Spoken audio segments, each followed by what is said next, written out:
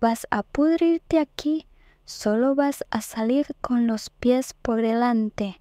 Gritó mi hijo, rompió mi teléfono y me encerró en la casa de campo sin comida y sin agua. Se fue de viaje con su esposa y su suegra a un crucero, dejándome para morir. Pero él no sabía que había algo en el sótano que no había notado. Cuando, después de un día, recibió un mensaje mío, dejó todo y volvió corriendo, aullando de miedo. Hola amigos, estamos felices em vê-los no nosso canal. Escrevam nos comentários de que cidade ou país vocês são. Vamos adorar saber. Se gostarem do nosso conteúdo, não esqueçam de deixar um like e se inscrever. Isso ajuda muito no nosso crescimento. Acomodem-se e aproveitem o vídeo. O vento cortante de inverno varia as ruas estreitas de Alfama, carregando o aroma de castanhas assadas e o som distante de um fado vindo de algum tasco escondido. Lara Almeida, com o rosto marcado pelo tempo e uma vida que parecia ter desmoronado, ajustava o saile velho sobre os ombros. Nas mãos, segurava um saco de pano com o pouco que restava, uma muda de roupa, um par de sapatos gastos e uma foto amarelada de um menino rindo. 7 anos. 7 anos de grades, silêncios e pesadelos, até o dia em que os portões da prisão de Tires se abriram. O autocarro deixou-a na Praça do Comércio ao cair da tarde, com o tejo refletindo as luzes douradas do pôr do sol. Lisboa parecia ao mesmo tempo familiar e estranha, como se a cidade tivesse seguido sem ela. Lara caminhava lentamente, os pés hesitando no empedrado. O bairro onde crescera mudara. As lojas de esquina agora eram cafés modernos, com letreiros em neon e turistas tirando selfies. O velho coreto no jardim estava restaurado, com cores vivas, mas o prédio onde vivera com o filho, Tomás, permanecia igual, uma construção dos anos 50, com azulejos rachados e um cheiro de umidade na entrada. Ela parou diante da porta, o coração batendo descompassado. Sabia que Tomás não a queria por perto.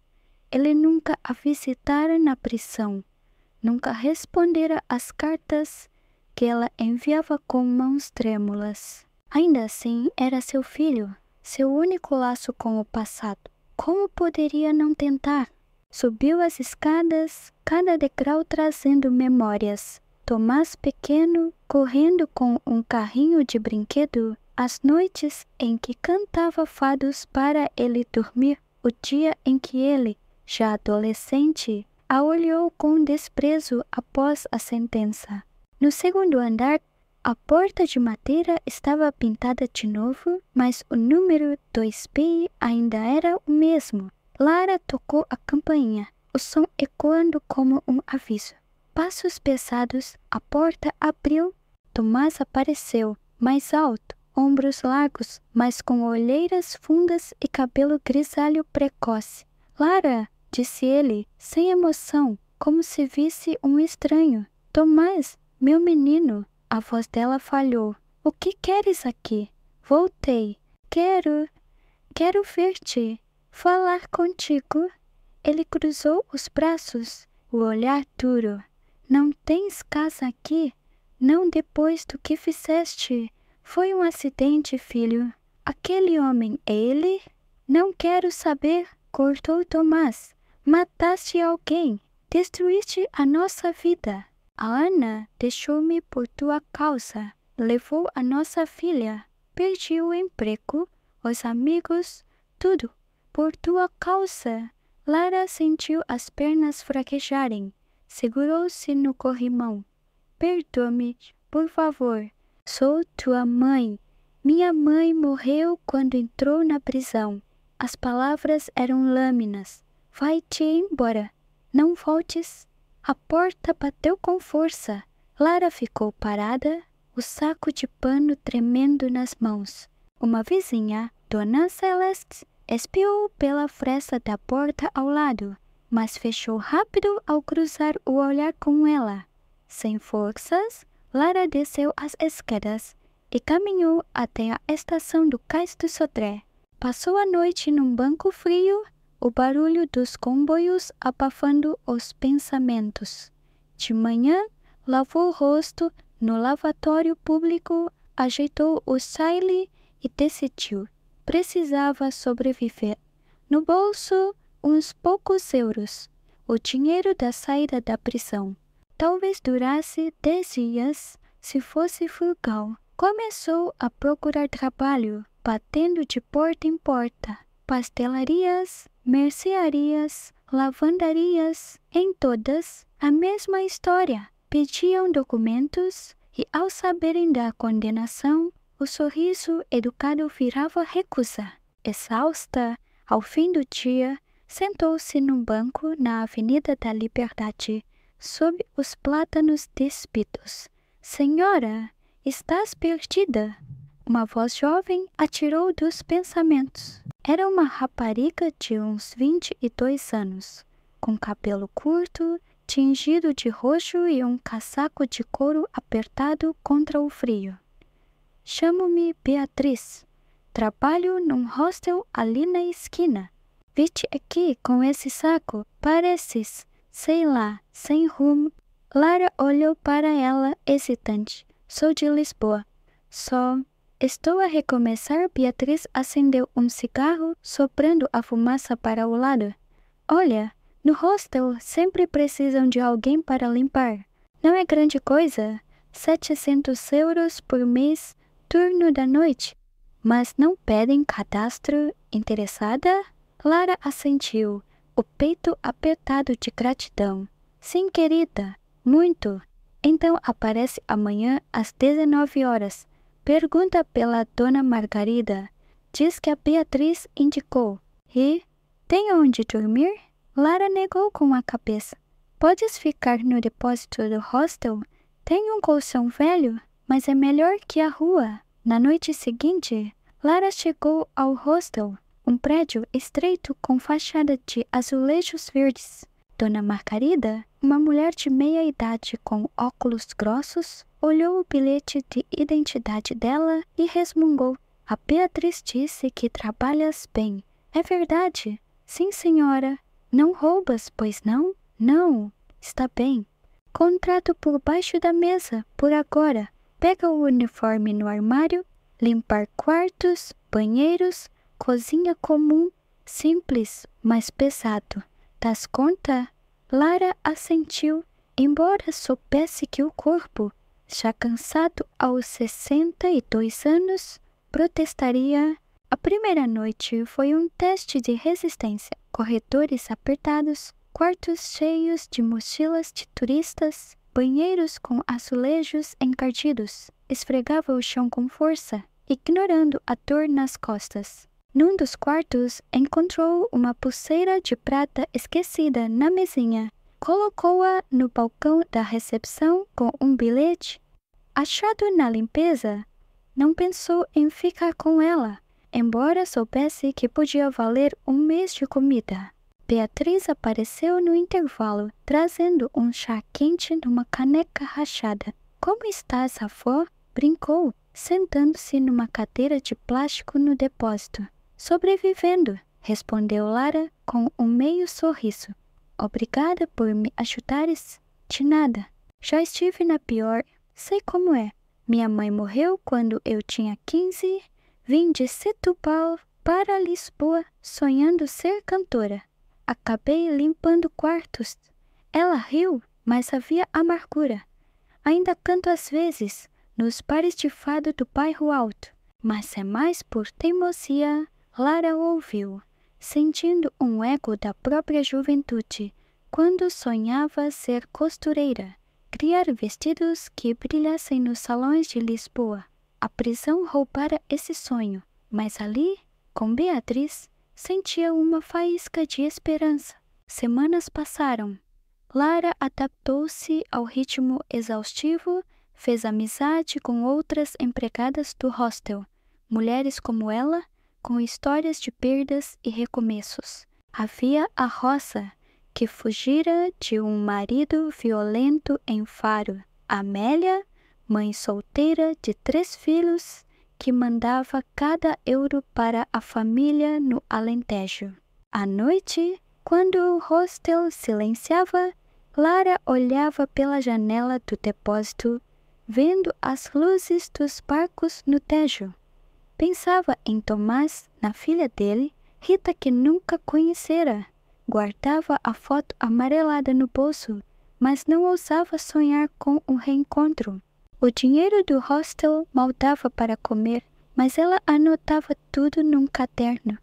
2 euros para pão, 3 para legumes. Alugar um quarto estava fora de alcance, mas cada dia trabalhado era uma vitória. Uma noite, limpando um quarto, encontrou um caderno de esboços esquecido. Desenhos detalhados de Lisboa, o Castelo de São Jorge, a ponte 25 de abril. Na capa, um nome, Rita, 12 anos. O coração de Lara disparou. Seria a filha de Tomás? Guardou o caderno na recepção, mas não resistiu e olhou as últimas páginas. Um desenho mostrava uma família. Um homem, uma mulher, uma menina. Ao lado, escrito em letra infantil, pai, mãe, eu. Falta a avó. Lara fechou o caderno, os olhos marejados. Não sabia se era coincidência, mas algo dentro dela dizia que não era. Dias depois, Dona Margarida chamou-a. Lara, problema. O dono do hostel quer todos os funcionários registrados oficialmente. Pedem certidão de registro criminal. Se tens algo no passado, é melhor dizer agora. Lara engoliu em seco. Tenho sim. Condenação. 7 anos. Margarida franziu a testa. Por quê? Homicídio. Excesso de legítima defesa. Um homem tentou. Eu me defendi. Margarida suspirou. És boa trabalhadora, mas não posso fazer nada. Terminas a semana, depois tens de ir. Lara assentiu, o peso do passado caindo sobre ela como uma pedra. Na última noite, limpou cada canto com capricho, querendo deixar tudo perfeito. Beatriz, vendo-a, protestou. Não é justo. Trabalhas mais que todas e te mandam embora por causa de um papel. É a vida, menina. Pagamos pelos erros. Que erros? Defendeste-te. Na manhã seguinte, ao sair do hostel, Lara viu um homem na entrada, olhando um caderno de esboços. Era Tomás. Ele ergueu os olhos e o choque cruzou seu rosto. Tu, aqui? Tomás?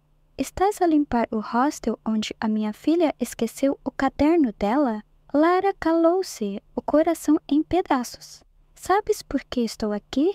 Porque a Rita insiste em desenhar a avó que nunca viu. E eu não consigo dizer a ela que a avó é uma criminosa. Ele cuspiu as palavras. Não sabia que trabalhavas aqui. Não te procurei. Mas agora que te vi, repito. Não voltes à nossa vida. Ele virou as costas, levando o caderno. Lara ficou parada, vendo-o desaparecer na multidão da Baixa. O Tejo brilhava ao longe, indiferente, enquanto ela segurava o saco de pano, sem saber para onde ir.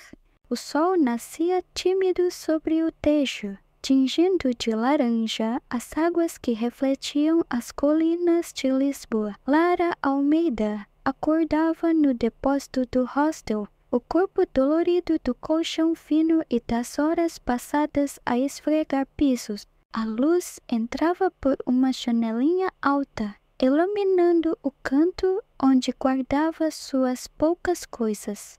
O saco de pano, agora dobrado com cuidado, e o caderno onde anotava cada euro ganho e gasto. Apesar da exaustão, havia uma determinação nova em seus olhos. Cada dia sobrevivido era um tijolo na reconstrução de sua vida. Ainda que o encontro com Tomás na entrada do hostel tivesse reacendido a dor da rejeição. Ela pegou a foto amarelada do filho criança guardada no bolso do casaco e traçou com o dedo o sorriso dele. Um dia, meu menino, sussurrou antes de se levantar para mais um dia. No hostel, o turno da noite era uma maratona silenciosa.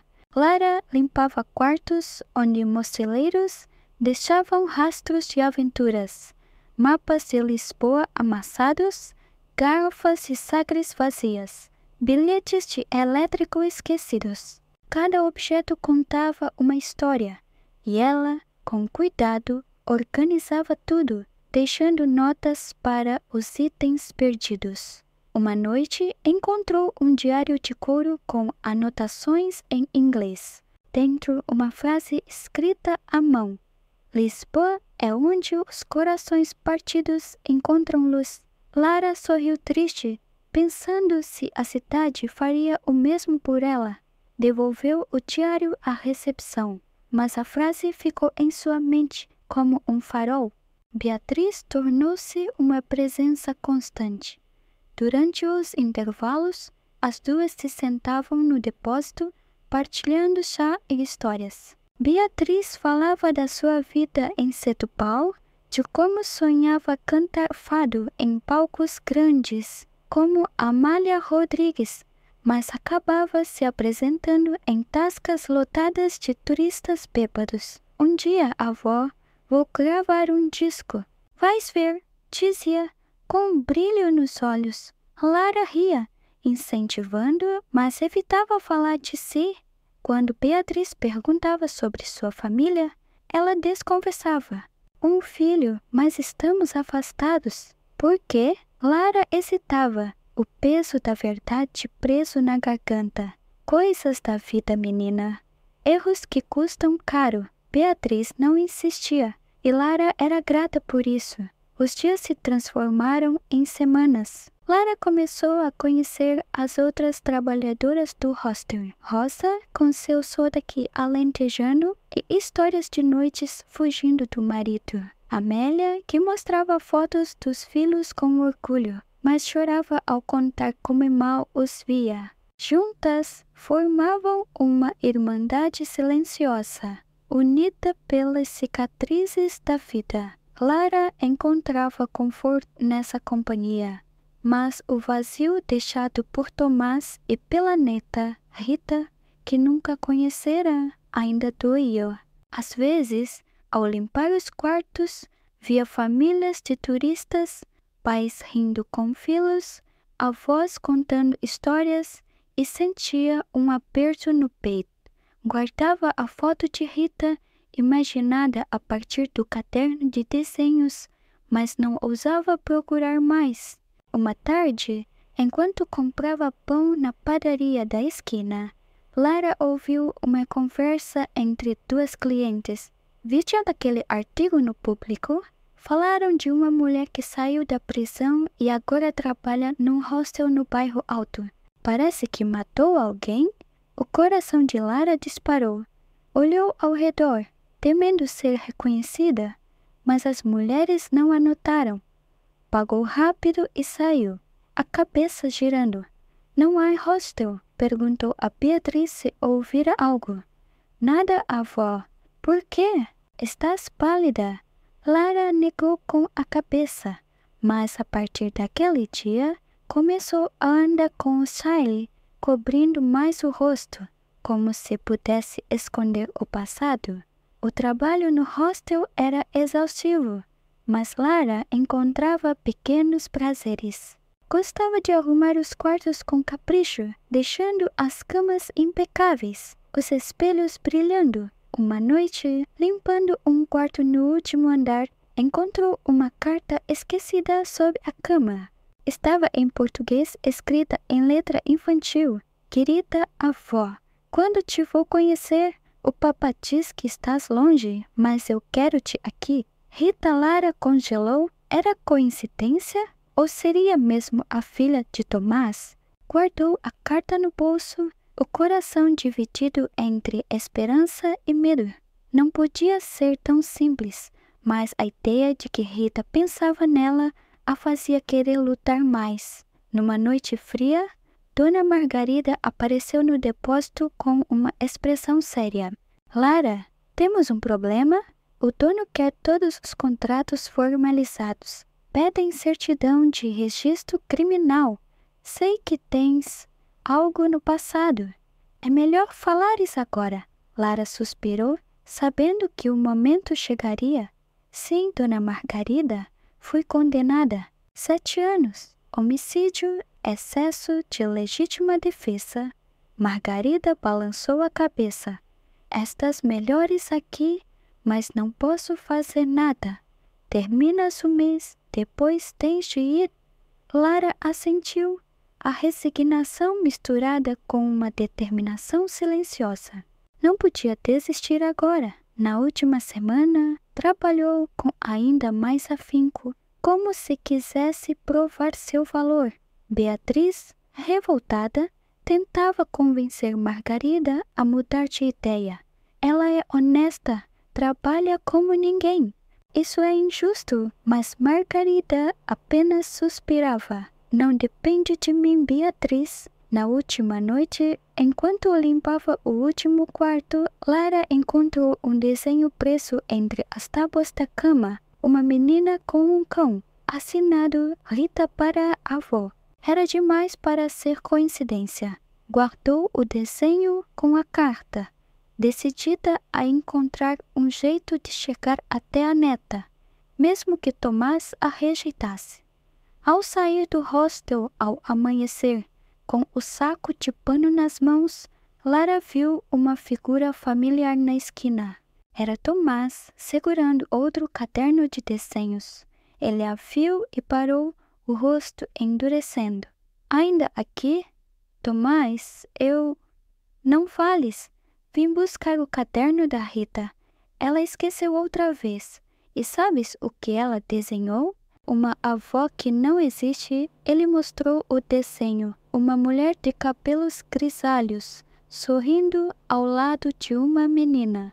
Ela sonha contigo, mas eu não posso deixar. Não depois do que fizeste. Lara tentou falar, mas as palavras morreram. Por favor, deixa-me vê-la. Só uma vez Tomás negou com a cabeça. Não, fica longe da minha filha. Ele virou-se e foi embora, deixando Lara com o peso de mais uma porta fechada. Sem trabalho e sem lugar para ficar, Lara voltou a perambular pelas ruas. Os poucos euros que restavam não dariam para muito. Sentou-se num banco no miradouro de Santa Catarina, olhando o Tejo ao longe. A cidade, tão viva, parecia indiferente à sua luta. Mas então viu um anúncio num poste. Precisa-se de cuidadora para idoso acamado. Moradia e alimentação incluídas. Sem experiência necessária, anotou o número e, usando um orelhão, ligou. Uma voz cansada atendeu. Alô, é pelo anúncio? Sim, chamo-me Lara. Posso cuidar, sei cozinhar, limpar. Já trabalhaste como cuidadora? Não, mas cuidei da minha mãe doente. Idade? 62. Uma pausa. Vem amanhã. Anota o endereço. A casa ficava em Cascais, numa rua calma com vista para o mar. Era uma vivenda antiga, com um jardim bem cuidado e janelas altas. Lara foi recebida por uma mulher de uns 45 anos, cabelo preso num coque severo, mas olhos gentis. Sou Clara Mendes. O doente é meu avô, José Ferreira, 80 anos. Teve um acidente vascular cerebral há 8 meses. Não anda, fala pouco, mas entende tudo. Precisa de cuidados constantes. Alimentação, higiene, medicamentos. Levou Lara a um quarto no resto do chão. José, um homem magro com olhos vivos, observava da cama. Avô, esta é a Lara. pode ser tua cuidadora? José piscou lentamente, um sinal de aprovação. O trabalho é duro, continuou Clara. O avô é teimoso, era pescador, depois comerciante. Habituado a mandar, agora, se não gosta de algo, resmunga ou bate na mesa. Aguentas? Clara assentiu. Sim, consigo. Clara mostrou o quarto onde Lara ficaria. Um espaço pequeno com cama, armário e uma janela para o jardim. Salário é 1.000 euros. Folga aos domingos. Começas amanhã? Sim. Documentos? Lara entregou o bilhete de identidade. Tensa. Clara olhou rapidamente. Tudo bem. Amanhã explico os medicamentos. Naquela noite, Lara dormiu no depósito do hostel pela última vez, sonhando com o mar de Cascais e a chance de um novo começo. Mas no fundo, sabia que o passado a seguiria, como as gaivotas que pairavam sobre o Tejo, sempre voltando ao mesmo lugar. A maresia de Cascais misturava-se ao perfume das buganvílias que escalavam o muro da vivenda onde Lara Almeida agora vivia. O quarto pequeno, com sua cama simples e janela voltada para o jardim, era um refúgio depois das noites inquietas no depósito do hostel. Lara acordava cedo, antes do sol, para preparar o café da manhã de José Ferreira, o idoso que cuidava. O som das ondas ao longe e o canto matinal das gaivotas traziam uma calma que ela não sentia há anos, mas a tranquilidade era frágil, como um fio de lã prestes a romper. A imagem de Tomás, com seu olhar frio na entrada do hostel, e a carta de Rita, guardada com cuidado no fundo da bolsa, ainda a perseguiam. Cada dia era uma batalha para construir algo novo, mas o passado teimava em segui-la como uma sombra. Cuidar de José era um desafio que testava sua paciência e força. O velho pescador, tornado comerciante, tinha um temperamento de quem comandara barcos e negócios com punho firme. Apesar do AVC que roubara o movimento de suas pernas e parte da fala, seus olhos castanhos brilhavam com uma mistura de teimosia e inteligência.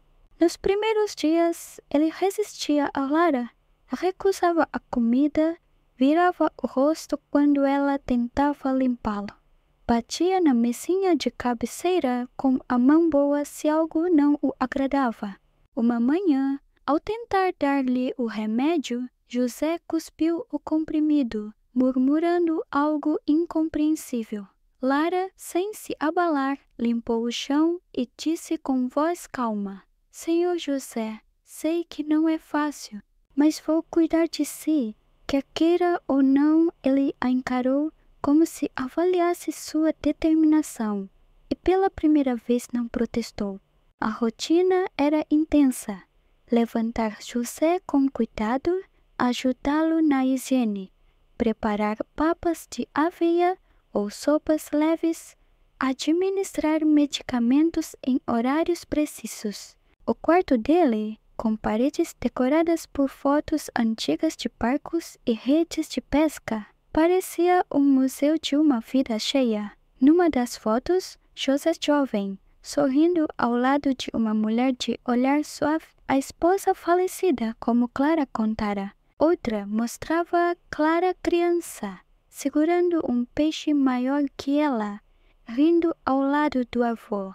Lara observava essas imagens enquanto trabalhava, imaginando como seria ter memórias assim com Rita, sua neta desconhecida.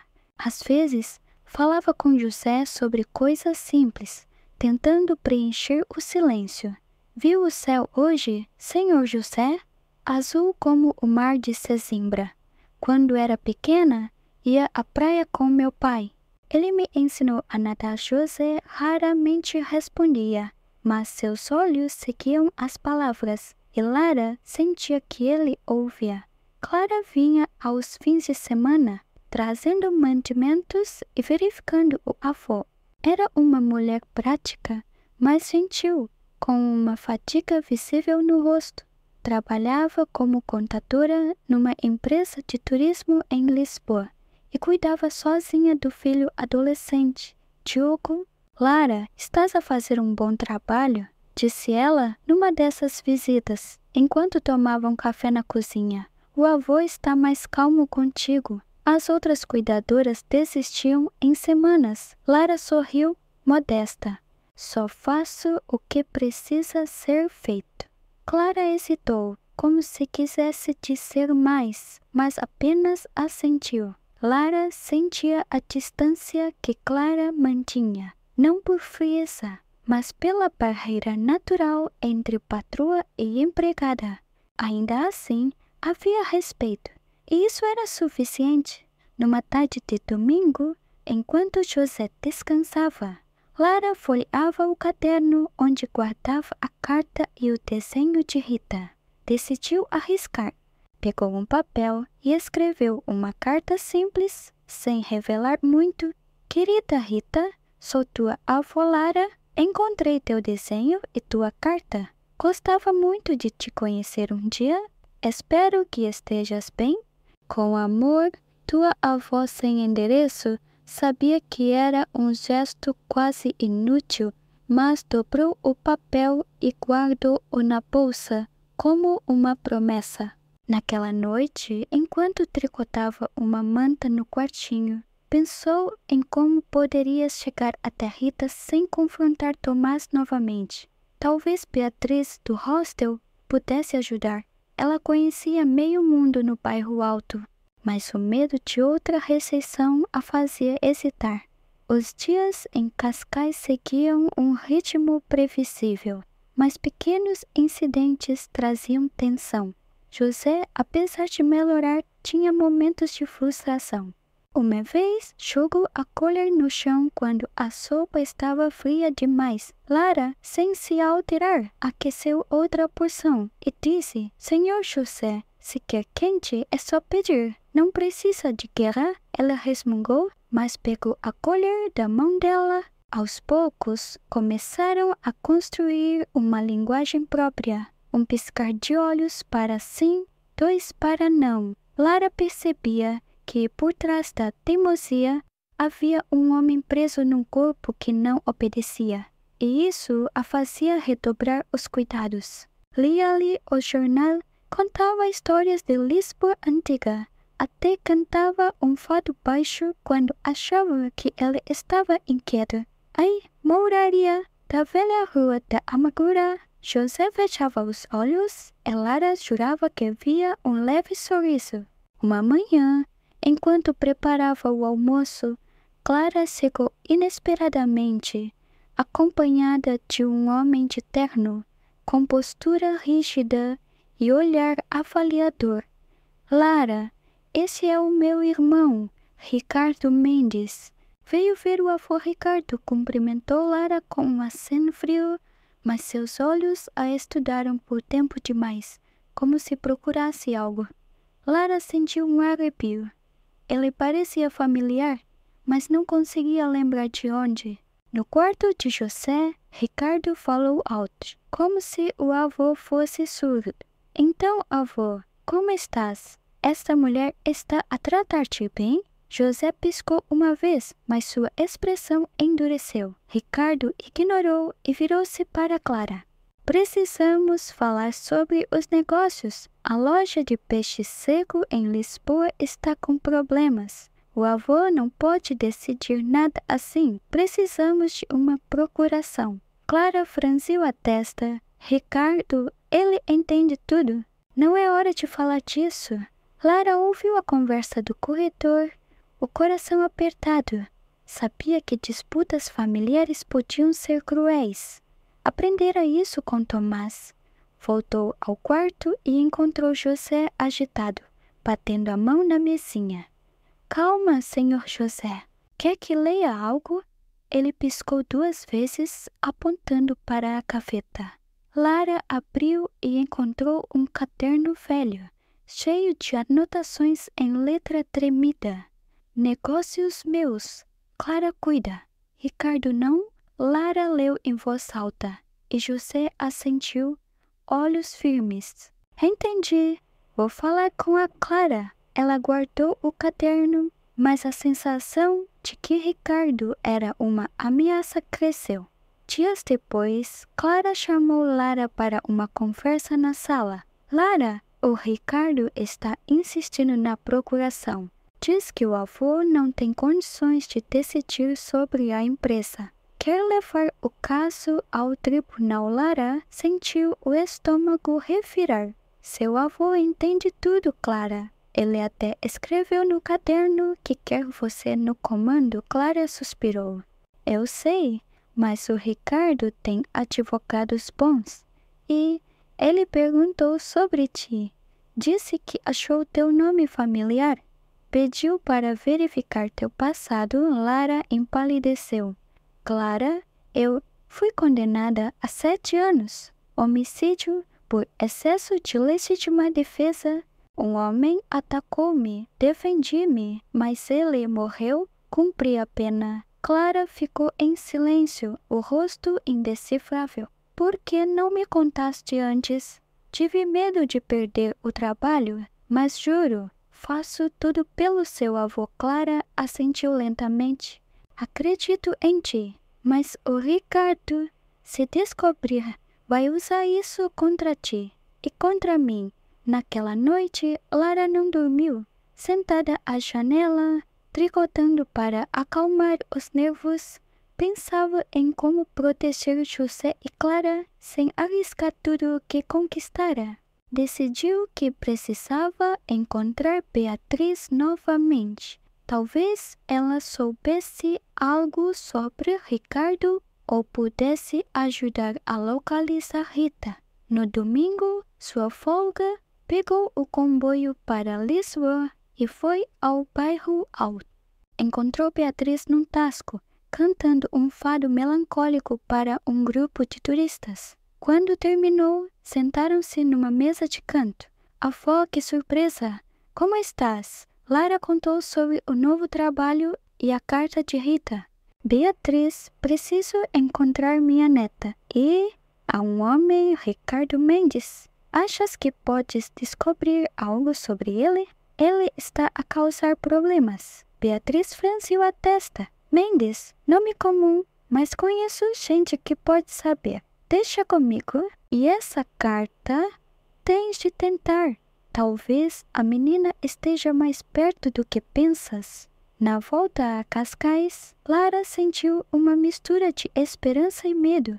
O mar brilhava sob a luz da lua, mas ela sabia que a tempestade estava por vir. Ricardo, com sua ambição, podia desenterrar seu passado e destruir tudo. Mas a ideia de Rita, sonhando com uma avó, dava-lhe força. Guardou a carta no caderno junto com o desenho e prometeu a si mesma encontraria a neta, custasse o que custasse.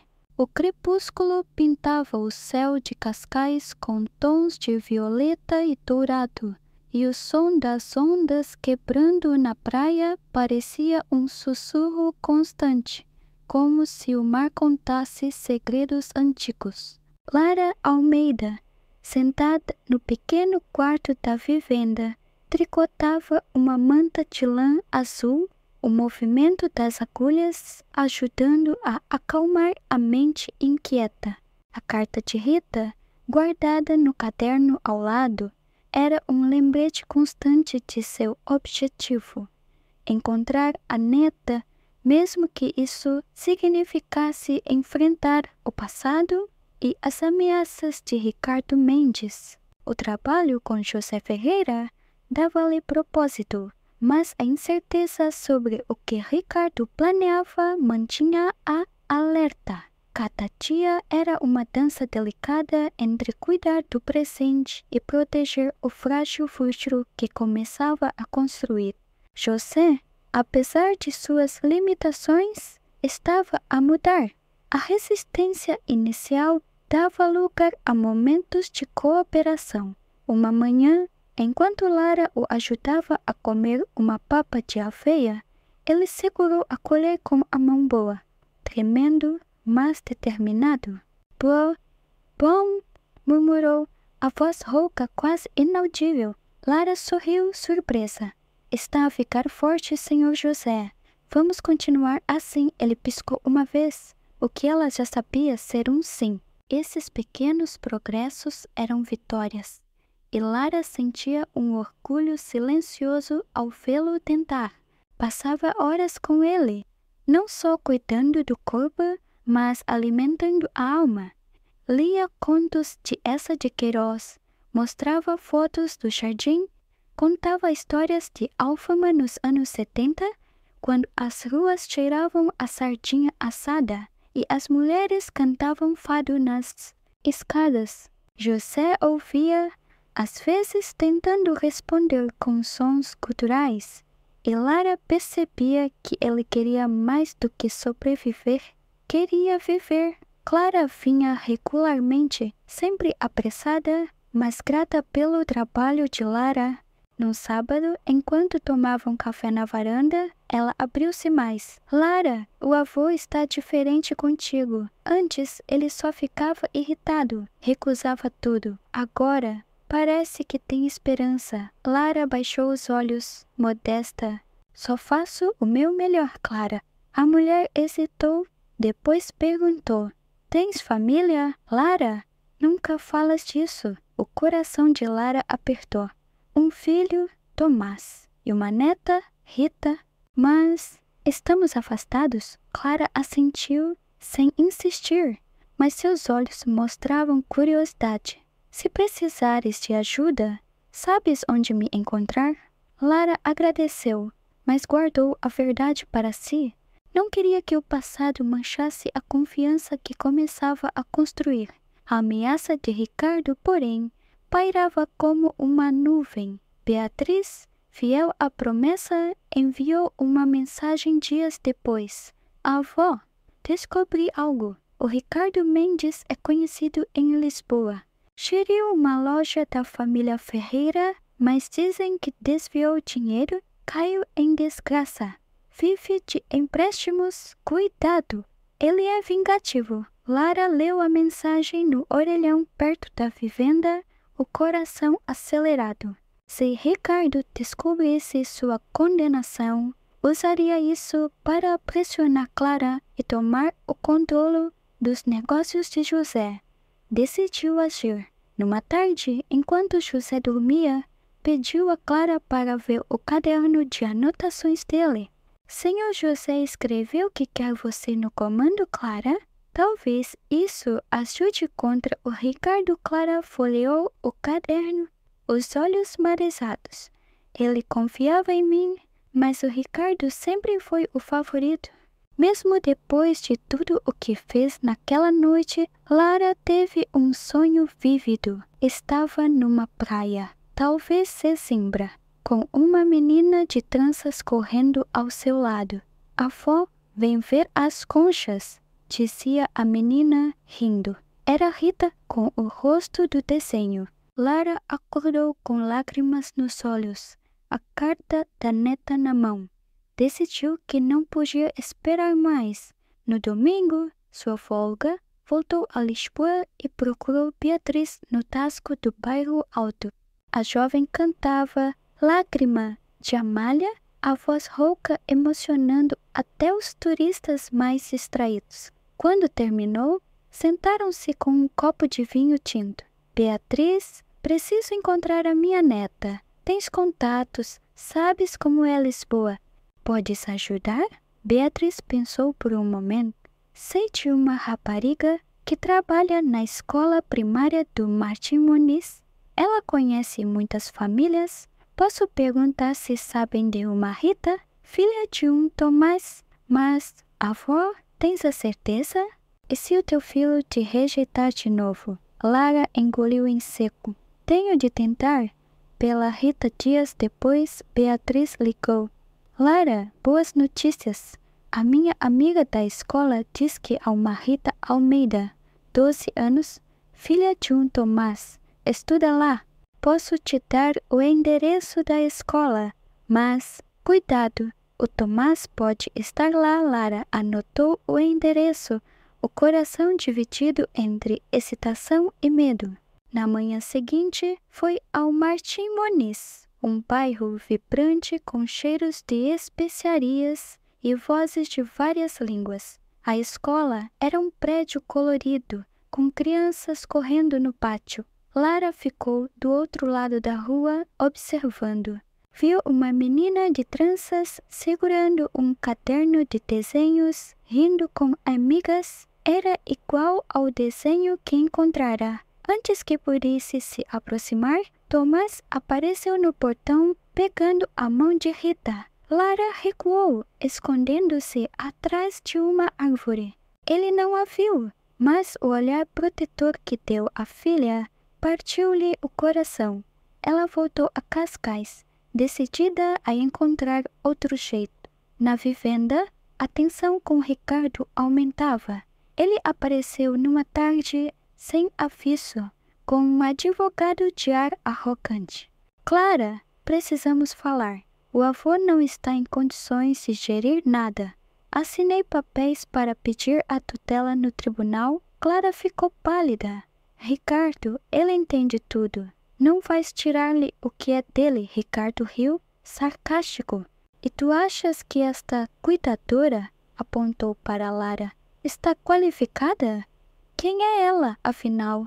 Alguém verificou o passado dela? Lara sentiu o sangue gelar.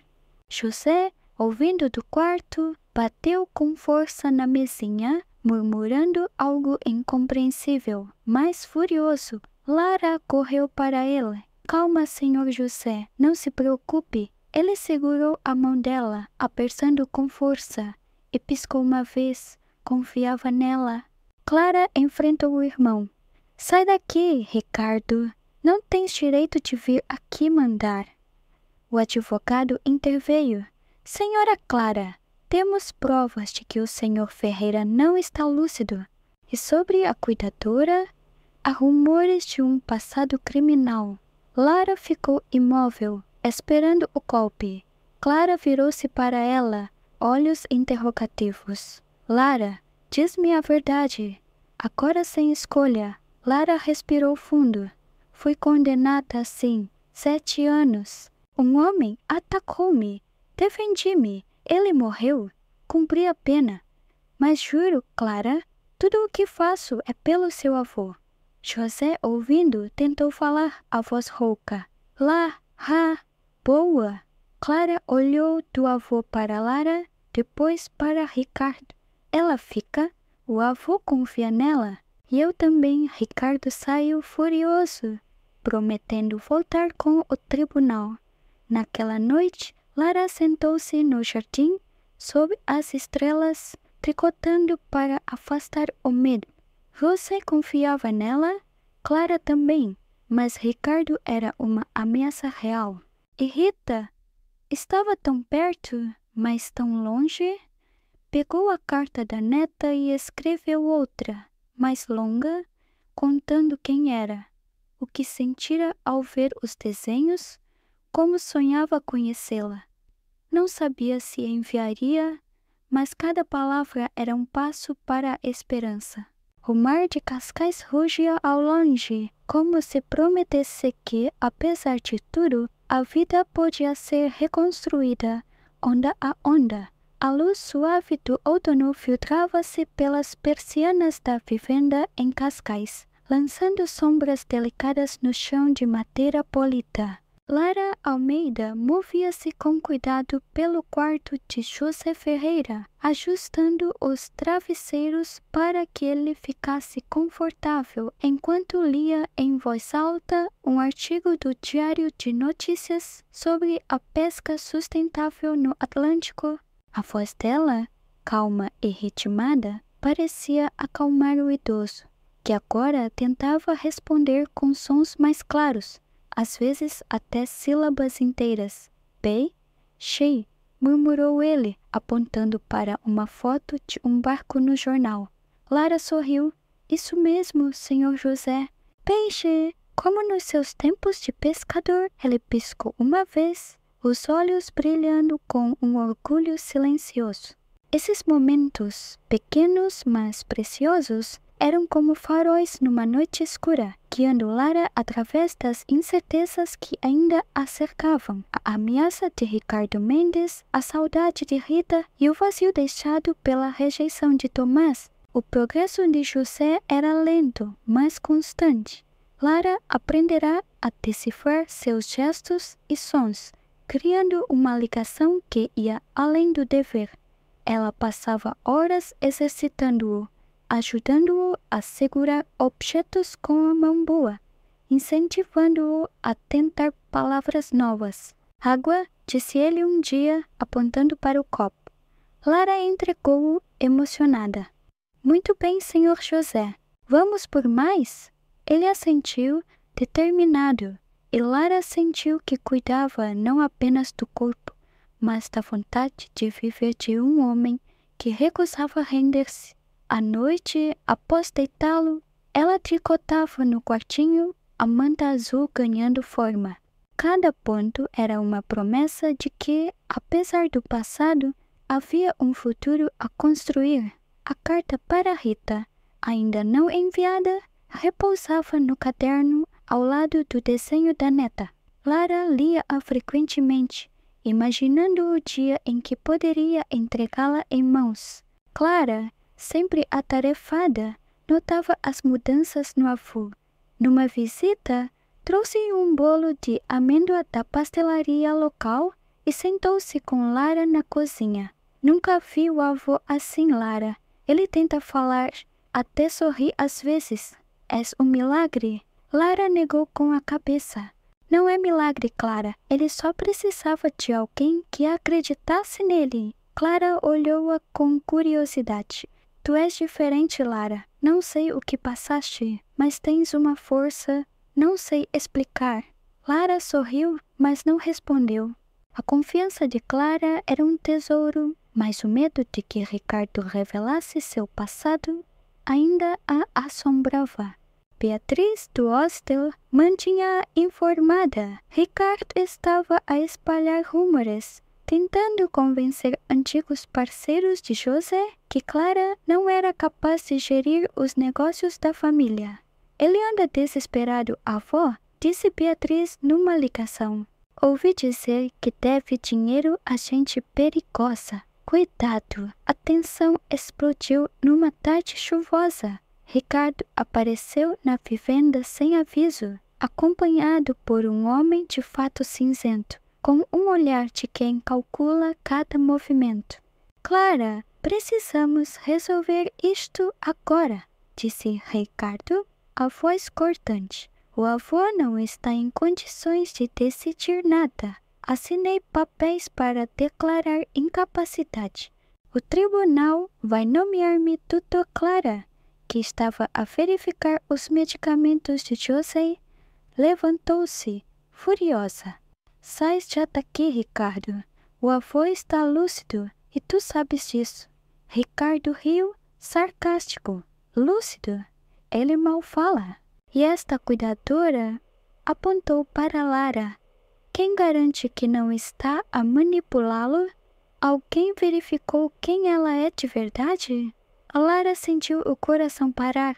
José, do quarto, ouviu e começou a bater na mesinha, gemendo alto. Lara correu para ele, tentando acalmá-lo. Senhor José, respire fundo. Está tudo bem? Mas ele agarrou a mão dela, os olhos cheios de raiva e medo, e tentou falar. Ricardo, não! Clara enfrentou o irmão. Para, Ricardo, estás a estressar o avô. Ele confia na Lara. E eu também. O homem de fato interveio.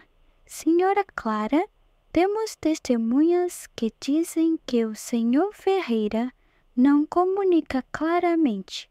E sobre a cuidadora, há informações preocupantes. Um passado criminal, segundo fontes, Lara ficou gelada. Clara virou-se para ela, o rosto sério. Lara, é verdade? Sem escapatória, Lara assentiu.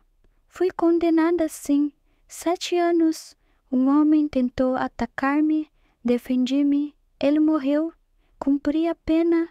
Mas juro, Clara, tudo o que faço é pelo seu avô. José, ouvindo, bateu com mais força, murmurando: lá, fica. Clara olhou do avô para Lara, depois para Ricardo. Ela fica. O avô quer assim, e eu confio nele. Ricardo saiu furioso, prometendo: isto não acaba aqui. Vou à imprensa, ao tribunal. Vocês vão arrepender-se. Naquela noite, Lara não dormiu, sentada à janela, olhando o mar escuro de Cascais, tricotava com mãos trêmulas. Sabia que Ricardo não desistiria, e a ideia de seu passado ser exposto publicamente a aterrorizava. Mas o que mais doía era Rita. Decidiu que não podia esperar mais. No domingo, pegou o comboio para Lisboa e foi à escola no Martim Moniz. Desta vez, não se escondeu. Ficou no portão, esperando a hora da saída. Quando viu Rita com as tranças e o caderno de desenhos, o coração disparou. Mas antes que pudesse aproximar-se, Tomás apareceu, pegando a mão da filha. Lara respirou fundo e deu um passo à frente. Tomás, espera. Ele virou-se, o rosto endurecendo. O que fazes aqui? Quero ver a Rita. Só um minuto. Rita olhou para ela, curiosa. És a minha avó? Lara sorriu, lágrimas nos olhos. Sou querida. Tomás puxou a filha. Rita, vamos? Ela não faz parte da nossa vida. A menina hesitou, olhando para trás enquanto era levada. Lara ficou parada, o coração partido, mas a voz de Rita ecoava. És a minha avó? De volta a Cascais, Lara encontrou uma carta na vivenda, deixada por Beatriz. Era um endereço, um café no bairro alto onde Tomás às vezes ia com Rita aos fins de semana.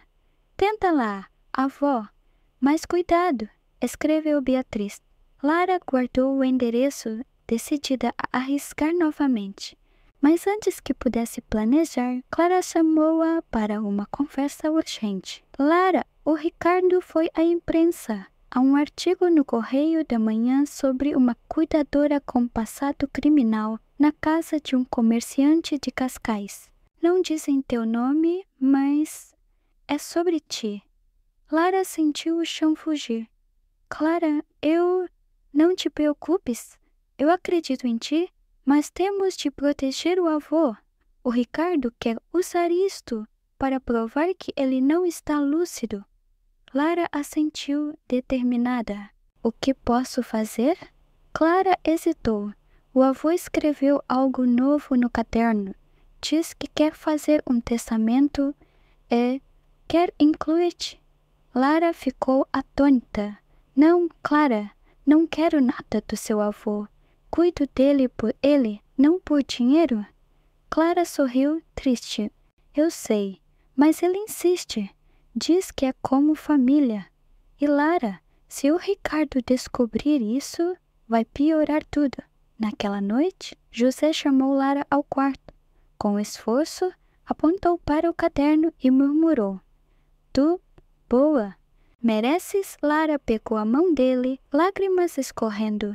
Senhor José, não preciso de nada. Só quero que fique bem. Ele piscou uma vez, firme. Família. Lara saiu do quarto, o peso da palavra ecoando. Família. Algo que perdera com Tomás, mas que, de alguma forma, José e Clara estavam a oferecer. Mas com Ricardo à espreita e Rita tão perto, Lara sabia que o caminho à frente seria uma tempestade. Pegou as agulhas de tricô, começando um novo par de meias, cada ponto um voto de resistência. As manhãs em Cascais começavam com o canto das gaivotas e o murmúrio suave do mar, mas naquela semana o ar parecia carregado, como se uma tempestade se aproximasse. Lara Almeida acordava antes do amanhecer, o coração dividido entre a esperança de reencontrar Rita e o peso das ameaças de Ricardo Mendes. No quarto de Josi Ferreira, ela ajustava a cama funcional, verificava o monitor de pulso e preparava a papa de aveia com o cuidado de quem sabe que cada gesto importa. José, agora mais forte, tentava falar frases curtas, a voz rouca, mas clara. Lá, boa, disse ele uma manhã, segurando a mão dela com firmeza. Lara sorriu, o peito aquecido. O senhor José é que é forte. Vamos continuar? Ele piscou uma vez e ela sentiu que naquele momento eram mais do que cuidadora e paciente. Eram aliados numa batalha silenciosa contra o tempo e o passado. A notícia do testamento de José, que incluía Lara, espalhara-se como fogo. Clara, embora confiasse em Lara, estava preocupada. O Ricardo contratou um advogado caro, disse ela numa tarde enquanto tomavam chá na varanda. Ele quer anular o testamento, alegando que o avô não está lúcido e mencionou teu passado na imprensa outra vez. Lara baixou os olhos. A culpa antiga voltando.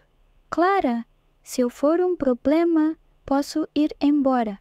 Não quero causar mais dor. Clara segurou a mão dela. Não, Lara, o avô quer te aqui. Eu quero te aqui.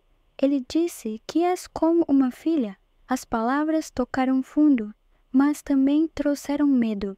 Ricardo era implacável e Lara sabia que ele usaria tudo contra ela.